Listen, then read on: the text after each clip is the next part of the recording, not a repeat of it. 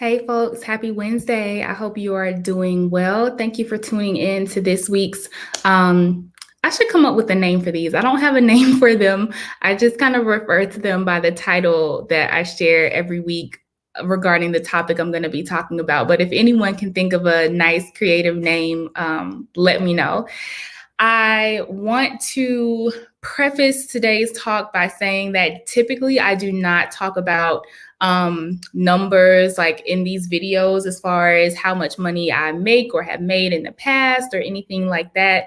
Not for any particular reason, but just because that's my personal preference. But today, for this particular video, I did want to talk about my first year as a full-time health writer and what the revenue and the profit looked like in my business during that year, because a question that I've received from a couple of people, and probably more people have this question than actually ask it, because I think there's still some hesitancy that people have about, asking about money.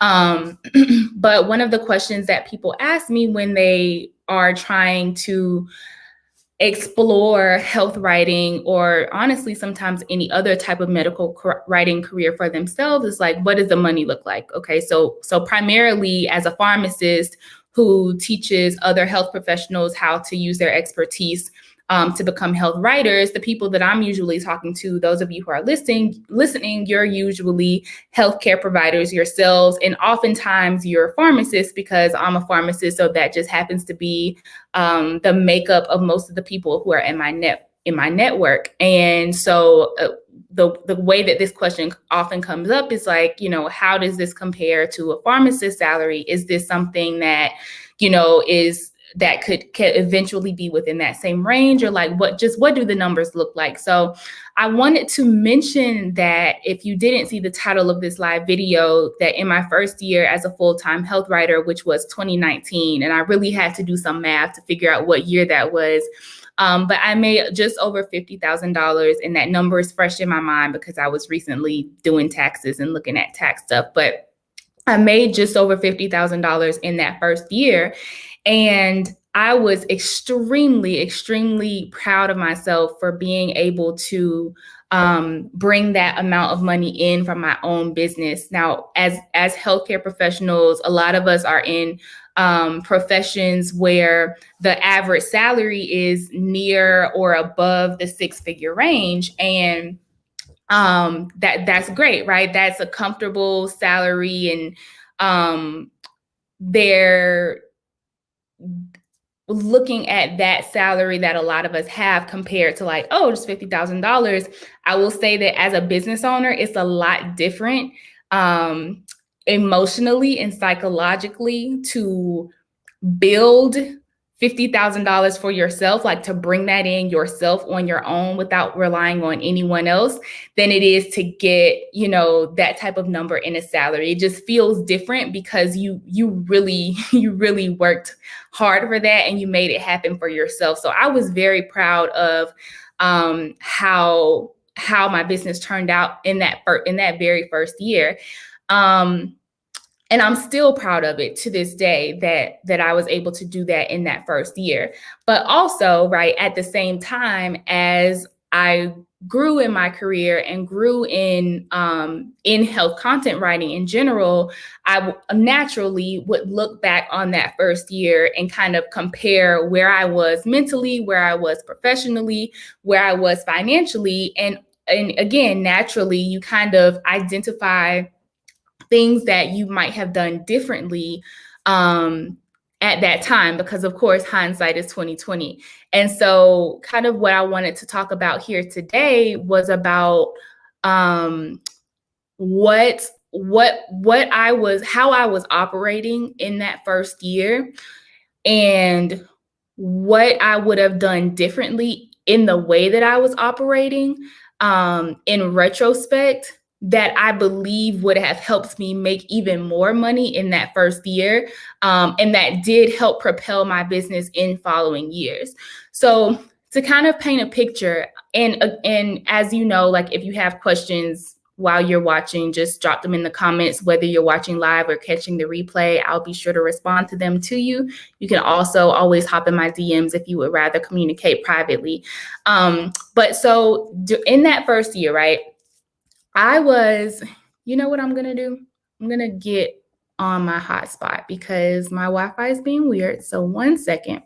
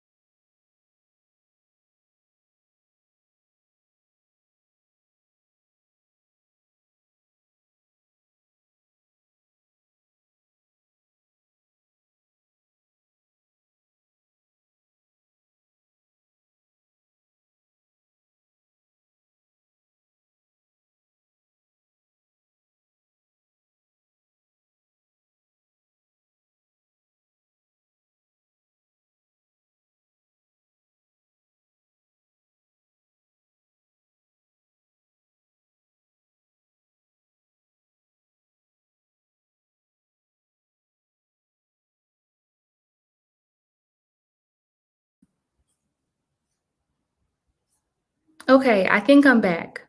I don't know what that was, but I think I'm back and I hope this is recording. During that first year, I was still getting a feel for what type of writing I wanted to do, what type of niche or subject area I wanted to focus in on. So I began freelance health writing in 2017, 2018. And in that 2018 year, that is when I started ramping up my client work so that I could be prepared to support myself financially when my full-time job contract ended in August of 2018. So 2018 was really a building and growing year for me. And during that year, I was really exploring and trying to figure out what was even the landscape of health writing and where I fit into it. I had heard of the importance of choosing a niche or a specialty area, but I didn't feel like I knew enough to be able to make that choice just yet. And so I was doing a lot of exploring and taking on different types of work with different types of clients so that I could get that experience. That lasted throughout 2018 as I was trying to scale up so that I could be prepared for when my full-time job contract was ending in August. But that exploratory phase also bled into 2019. So in 2019, I still did not have a very clear niche or specialty area that I was focusing my health writing work in.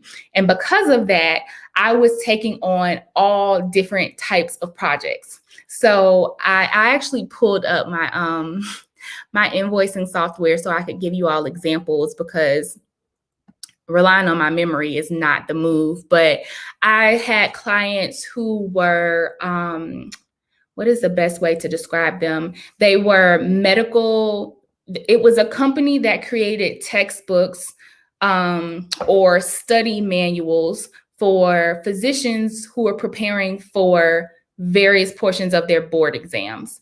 And so I was writing like the pharmacology section of that manual, which was a very extensive, very extensive project. I was working with an institution, a higher level institution that has a pharmacy technician certification program. And I was the subject matter expert for that program. So I just literally wrote it from top to bottom, which was another very extensive project. I did content writing for a compounding pharmacy, for an online health education website,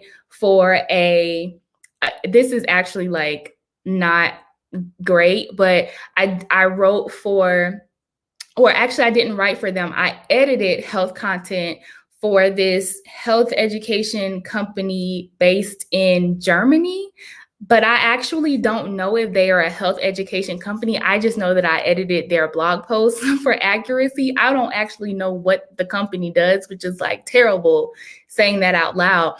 But that just gives you an example. Like, none of those things that I mentioned just now, there is very little commonality in between all of those projects. But those are all just some of the projects that I was working on in 2019.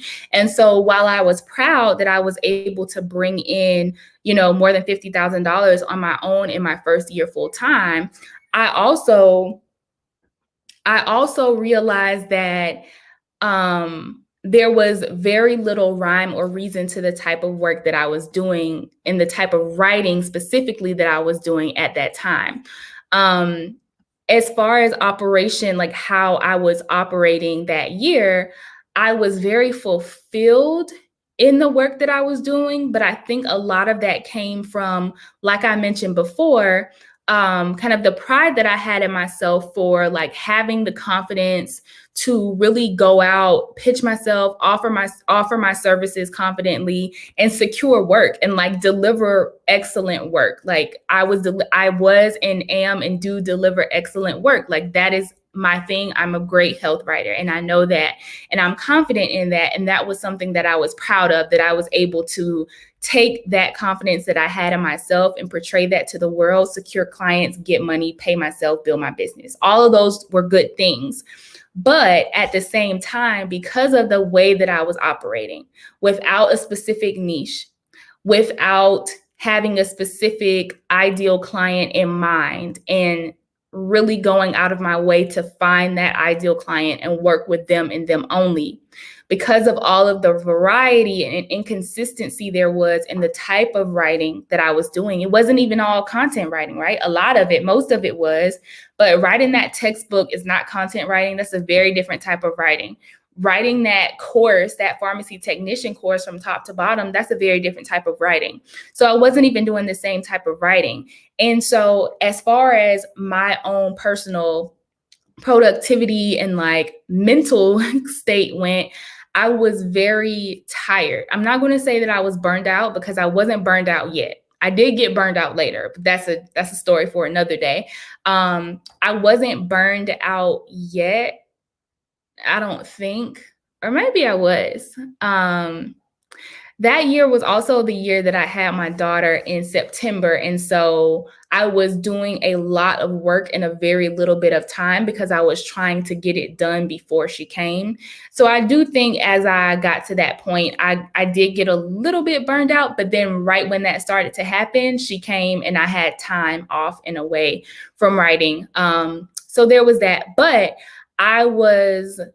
it took a lot of mental energy from me because I was constantly having to mentally shift every time I worked on a different project. And now the setup of this was not like I worked on project 1 for 2 months, project 2 for 3 months, project 3 for 1 month. These are all projects happening at the same time. So when you're running like a content marketing business, you're typically working on projects concurrently, not necessarily like something here, something here, something here. Things are all happening at the same time. And so in one day, and definitely in 1 week, you're going to have to shift your mindset from like this project for this client to that project for that client. If you are constantly working on different types of projects for different types of clients, honestly, it's cool at first. Like the variety might be interesting at first, but once you start really, really loading up your client work and you have a lot of clients that you're writing for, that requirement or that need to mentally shift every time you're going from one project to the next, it can become a lot. So the way that I got through that year was, one, like knowing that this was temporary, which was a big one. It was knowing that I personally signed up for this intense variety because I was trying to explore and figure out what the best niche for myself would be. And I knew that in coming months that I was getting closer to figuring out what that niche was. And so that following year, which was 2020, while the pandemic happened and there were all kinds of things there, I finally settled on a more narrow niche that was very specific and that was very convicting for me. Like, I could say that niche with confidence, and identify exactly who my ideal clients were. Then that is how money became more consistent, right? Because then I was able to say, hey, if I'm only going to write this type of content for this type of client, then in my mind, I can systematize that process much more, and I can be more efficient when I'm seeking out clients, when I'm marketing my services, when I'm creating content, because I'm not having to, maybe I'm mentally switching from one project to the next, but those projects are very similar in nature. There's a common denominator amongst those projects. And so it's not like I'm switching from writing for aspiring pharmacy technicians to writing for a 50-year-old who's reading this pamphlet or blog post on this health information website. There's consistency in the clients I'm working with, the audiences that I'm writing for. And so my brain does not have to do as much work in order to pump out really great writing work. And so this is one of the reasons, the main reason I would say, that when I'm working with my students, I teach them how to choose a niche early on so that they can avoid the inefficiency and the burnout that comes from taking a hodgepodge of different types of writing work, and becoming inundated with that. Because the thing is, at that time, I in 2018, I was still even working a full-time job up until August. So having to think about, what is your lifestyle? Do you have a full-time job that you're planning to keep as you are growing as a health writer? Do you have children? Do you have a partner? Do you have, extracurricular activities that are important to you? If so, then to be completely honest, you probably only have so much time to dedicate to being a health writer, to getting that work and that writing done. So you want to make sure that you are using that time as efficiently as possible so that you can maximize it, right? If you're constantly having to shift from project A to B to C, and A, B, and C have absolutely nothing to do with each other, you're not going to be as efficient as possible with that time. So that is the basis of teaching my students how to choose that niche early on so that they can build a business that is efficient from the beginning. That's how you increase income. That's how you increase income without burning yourself out and without wasting energy on inefficient processes. So the point that I wanted to make here in this video was that it can work. You can piece together different projects without choosing a niche if you want to. I know that there are a lot of people who are opposed to niching down. I have been that person in the past, but realistically speaking, practically speaking, sustainably speaking, it's not as efficient. You probably don't have the time for it, and you probably will not achieve as much financial success as you are capable of if you don't have that specific niche in mind that allows you to be very efficient with your health writing work and with the clients that you're working with. And so that is what I wish I had really understood and latched onto back then, because I believe I would have been able to be even more financially successful during that first year of full-time health writing, and maybe without being as tired by the end of it. But again, you live and you learn. That's information that I was able to use to propel my business forward in future years, and also information that I've been able to incorporate into the Health Professionals to Health Writers program so that my students are starting off their health writing journeys on a good fit. They've chosen their niches, they create their portfolios, and they're able to move forward in that type of work in a way that I was not able to until about a year and a half later, but better late than never. And hopefully this is helpful for you. Again, if you have any questions or comments, drop them in the chat. If you are interested in the Health Professionals to Health Writers program, feel free to shoot me a message. Enrollment for the next round is going to open next week. And so if you're interested in learning more about the program, whether it will be a good fit for you, feel free to send me a direct message on LinkedIn and we can talk about it there. I will see y'all next week.